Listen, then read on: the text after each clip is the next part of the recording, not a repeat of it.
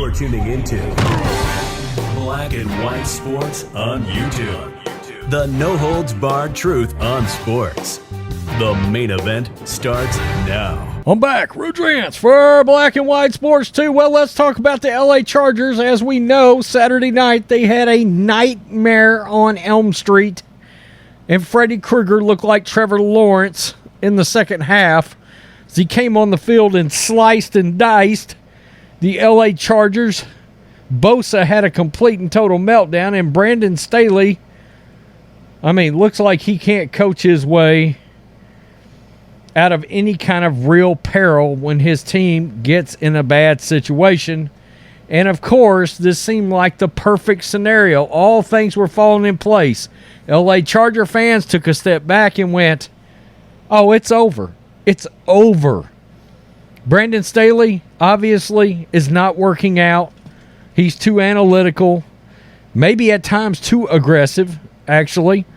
And Sean Payton is available, of course, the Super Bowl winning coach with the Saints, a guy that took Drew Brees and kept a historically uncompetitive New Orleans Aints franchise and made them competitive year in, year out, deep into the playoffs, generally speaking, and of course, winning the Super Bowl one year. Pair up Sean Payton with Justin Herbert, and oh shit, everybody get out of the way. Let's see what happens next year.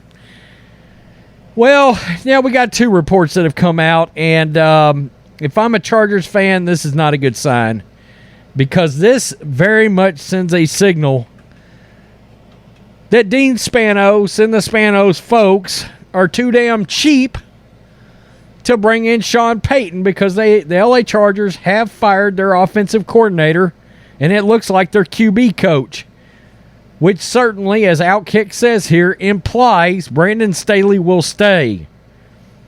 This is why some franchises seem to forever just suck.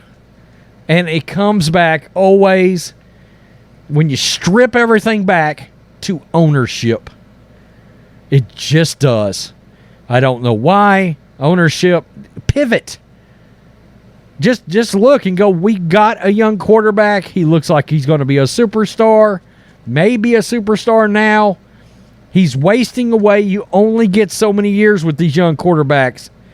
Make swooping, aggressive changes for the guys in the top of their field, so you don't look up 10 years from now and have a Dan Marino situation and your franchise doesn't have a ring and Justin Herbert doesn't have a ring. You get the point. LA Chargers pulled a Chargers in the wild card round, blowing a 27-0 lead to the Jacksonville Jaguars. I just don't know how you survive after that. After an embarrassing postseason loss, speculation ran rampant on the future of head coach Brandon Staley. But instead of Staley taking the fall for the collapse, it turns out it's offensive coordinator Joe Lombardi. Lombardi, the grandson of Vince Lombardi, was fired Tuesday after 2 seasons in L.A. There's Diana Rossini of ESPN saying he's hitting the road. This will almost assuredly not be enough to placate frustrated Chargers fans desperate to get rid of Staley. Of course it won't be. While fans have turned on Staley, quarterback Justin Herbert seems to support his head coach in the front office. Staley had just 2 seasons in LA and does have a winning record at 19-15. But since he's arrived, it seemed like the Chargers haven't gotten the best out of Justin Herbert. The organization developed plenty of talent on both sides of the ball. This roster is loaded. Loaded. And look, the fact that he played Mike Williams week 18 and Mike Williams had a fracture in his back when they could not improve seating and get nothing out of playing their starters. You've got habitually injured wide receivers and you played them, and then Mike Williams couldn't play Saturday night. That in itself is a fireable damn offense right there. I said it the other day when we were making picks. I picked the Jags. The organization's developed Plenty of talent on both sides of the ball. That makes poor execution, decision-making, lack of aggression even more infuriating to fans. So, and let's just go over here. Chargers may not want Sean Payton for one reason. They don't want to pay him. Cheap mother effing owners don't want to pay him. Sean Payton is viewed as the most logical replacement for Brandon Staley. By the way, there are people from Fox, people around football that are saying he's openly campaigning trying to get this job. And then it's not going to happen. And look, I heard last week money was going to end up being a factor for the Chargers. Chargers owner Dean Spanos does not exactly have the reputation for aggressively spending, especially on head coaches. The last team's 3 head coaches, Staley, Anthony Lynn, and Mike McCoy. I mean, come the F on.